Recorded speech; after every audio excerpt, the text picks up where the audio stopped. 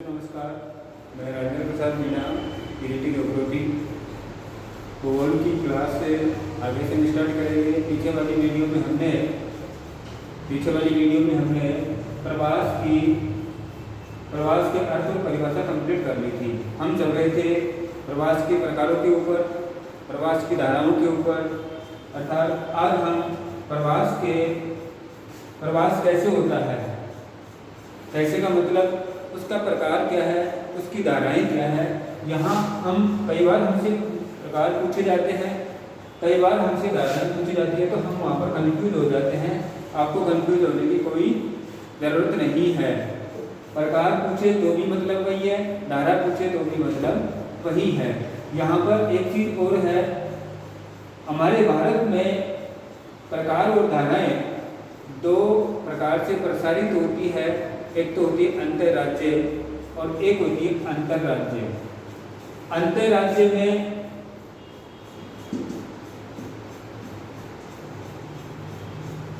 राज्य की सीमा के ही अंदर प्रवास करना, एक शहर से दूसरे शहर में जाके बस जाना। अंतर्राज्य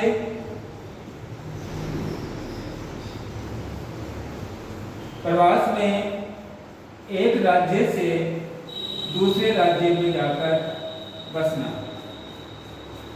ये दोनों चीजें क्लियर करनी है आपको। अंतर्राज्य का मतलब है एक राज्य की सीमा के अंदर ही एक शहर से दूसरे शहर में, अर्थात एक भौगोलिक प्रदेश से दूसरे भौगोलिक प्रदेश के ऊपर जाकर बसना अंतर्राज्य प्रवास कहलाता है। अंतर्राज्य प्रवास में एक राज्य से दूसरे राज्य के बीच व्यक्ति का आवागमन निवास के लिए, यात्रा के लिए नहीं। यानी कि हमने हमारी मौसी के घर गए, हमारे मामा के घर गए, अगले दिन गए, दूसरे दिन आ गए, वो प्रवास की गणना में नहीं होगा। प्रवास की गणना में तब माना जाएगा जब हम एक स्थान को, एक राज्य को छोड़कर दूसरे राज्य में जाकर बस जाए। बसे क्यों?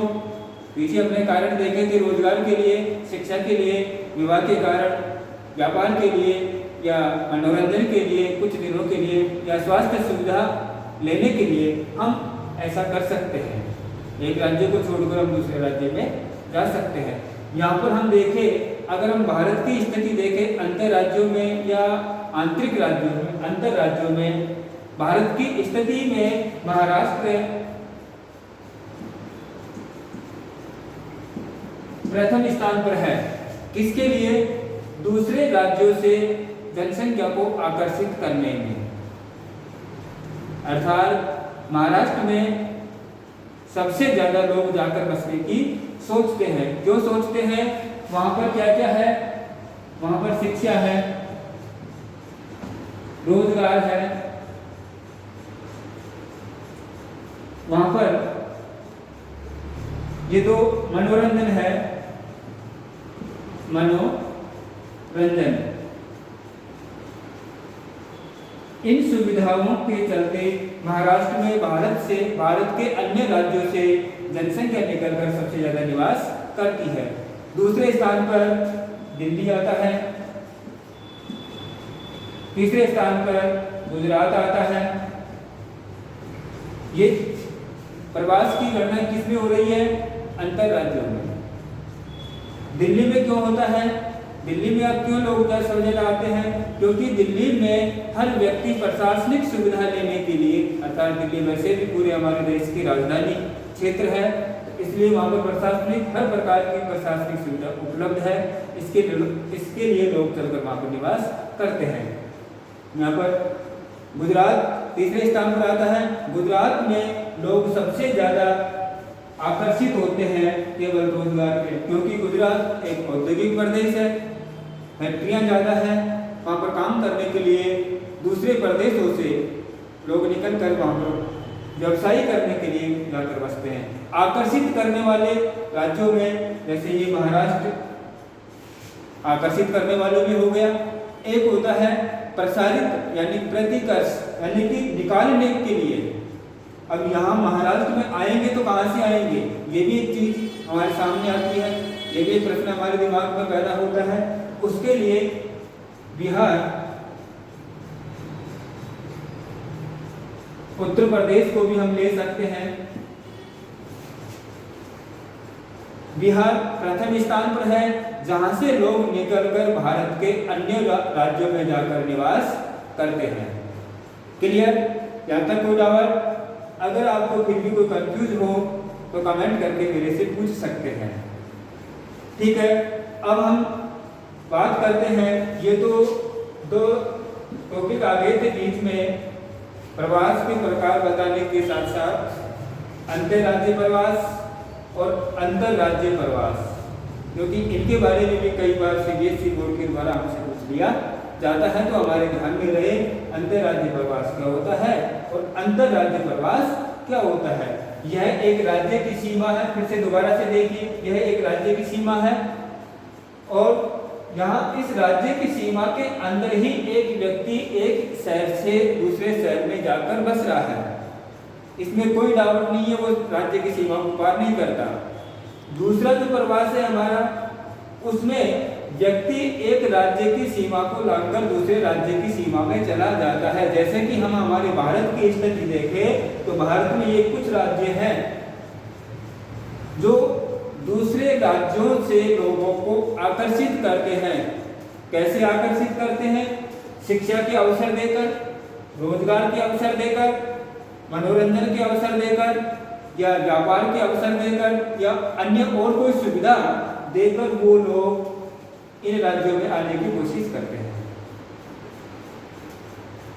बिहार एक ऐसा राज्य है, बिहार, यूपी, हमारा बिहार हो गया, यूपी हो गई, अर्थात भारत के वे पिछड़े हुए राज्य जहाँ पर औद्योगिक विकास नहीं है, शिक्षा के कोई क्षेत्र नहीं है, सुविधाएं नहीं है, लाइट, पानी, बिजली की सुविधा नहीं है, पानी की सुविधा नहीं है, किसानों के पास खेती करने के लिए आर्थिक संसाधन नहीं है, तो वो लोग अन्य रोजगार करने के लिए, जैसे बिहार है, उत्तर प्रदेश है, झारखंड है, उड़ीसा है और राजस्थान की भी इसमें गणना होती है, तो ऐसे राज्यों से लोग निकलकर इन राज्यों की ओर आकर्षित होते हैं। यहाँ तक आपका ये टॉपिक क्लियर हो जाना चाहिए।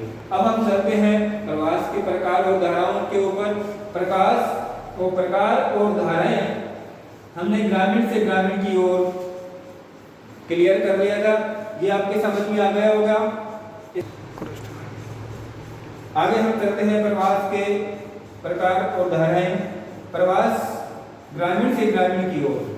प्रवास ग्रामीण से ग्रामीण की ओर एक जनसंख्या का विभाग जो गांवों से गांवों की ओर ही प्रसारित होता है, जैसे गांव ए, गांव बी, यहाँ एक ग्राम है ए और बी, इसमें जनसंख्या प्रसारित होती है।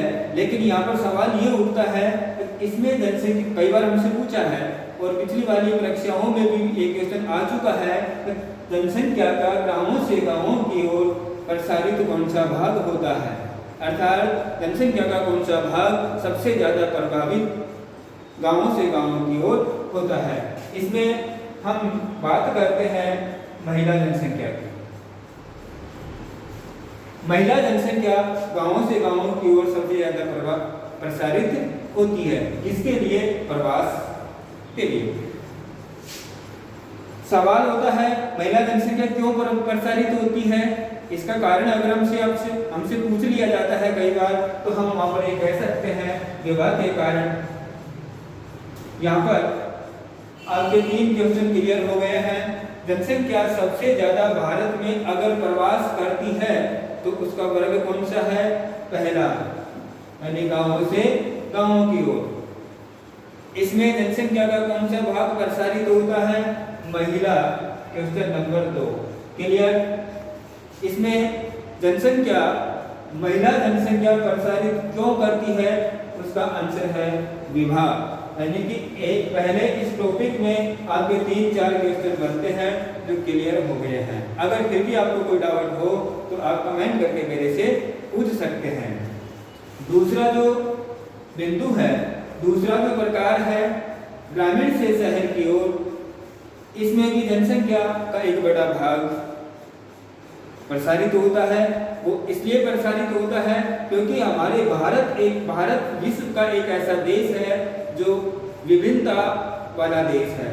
इसमें हर प्रकार की विभिन्नता है, हर भौगोलिक प्रदेशों में विभिन्नता है। कहीं पर समतल मैदान है तो कहीं पर उबड़ खाबड़ जमीन है, कहीं पर पानी की सुविधा है तो कहीं पर पानी की सुविधा नहीं है। इनके चलते भारत एक कृषि प्रधान देश है, अर्थात यहाँ खेती करने के लिए जो सुविधाएं हैं हर जगह पर समान उपलब्ध नहीं है। इसलिए लोग जहाँ पर सुविधा पाई जाती है उनको वहाँ निकल कर वो चले जाते हैं। इसके अलावा भारत के लोग जो काम करते हैं प्राथमिक व्यवसाय में सबसे ज़्यादा संलग्न है, जो डिपेंड करते हैं भौगोलिक या प्राकृतिक संसाधनों के ऊपर, और ये भौगोलिक और प्राकृतिक संसाधन पूरे भारत के प्रदेश के ऊपर समान नहीं है। इसलिए लोग अपने रोजगार को पाने के लिए इस धारा में सम्मिलित होते हैं, क्योंकि आज हम देखते हैं गांवों की जो सुख सुविधाएं थी धीरे धीरे खत्म होती चली जा रही है।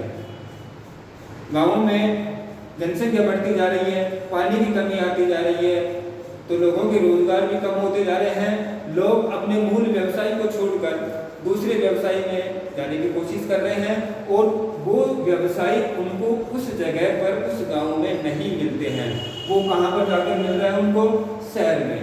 अर्थात यहाँ पर व्यक्ति, वही हम डायग्राम एक बनाकर देखते हैं, ये गांव है और ये शहर है। इसमें व्यक्ति प्रसारित करता है किसके लिए? कारण हम लिख देते हैं यहाँ पर रोजगार, पहले ही लिख दिया हमने, यहाँ पर हमने कारण लिखा था बाद में। इसमें व्यक्ति जनसंख्या रोजगार के लिए प्रसारित होती है। अर्थात आपसे पूछा जाता है, अर्थात इसमें सन 1819 वाले सेशन में एक क्वेश्चन आया भी था, रोजगार के लिए जनसंख्या प्रसारित या प्रवासित होती है, तो उसमें 4 ऑप्शन थे, गांव से शहर की ओर। ये वाला ऑप्शन हमारा ठीक था। तो इसमें रोजगार के लिए प्रसारित होती है।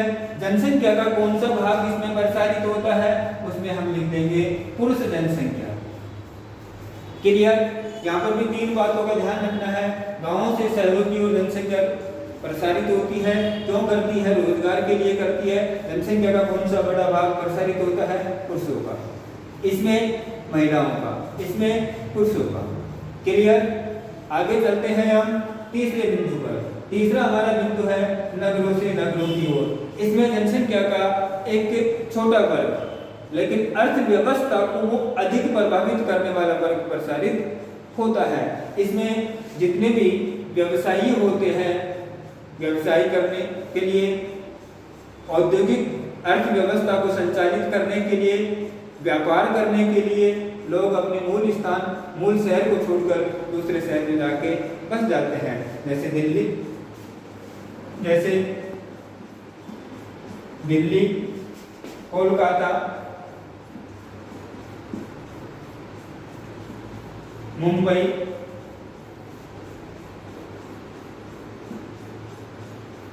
चेन्नई इत्यादि।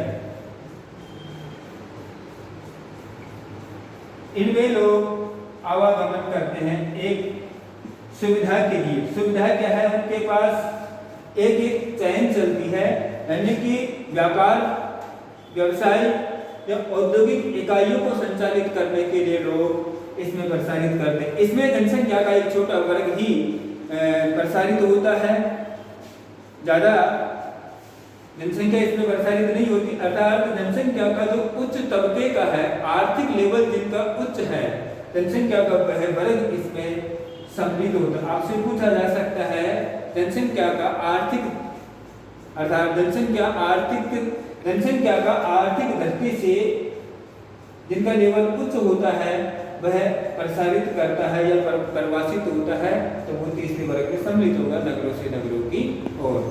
चौथे वर्ग में ये क्लियर समझ में आ गया होगा। चौथे वर्ग में नगरों से गांवों की ओर, अर्थात ये अंतिम अवस्था होती है। इसमें व्यक्ति तब प्रसारित करता है जब वह अपने मूल स्थान जहाँ पर वो रह रहा है वहां पर वो ये समझने लग जाए अब मुझे यहाँ पर हर प्रकार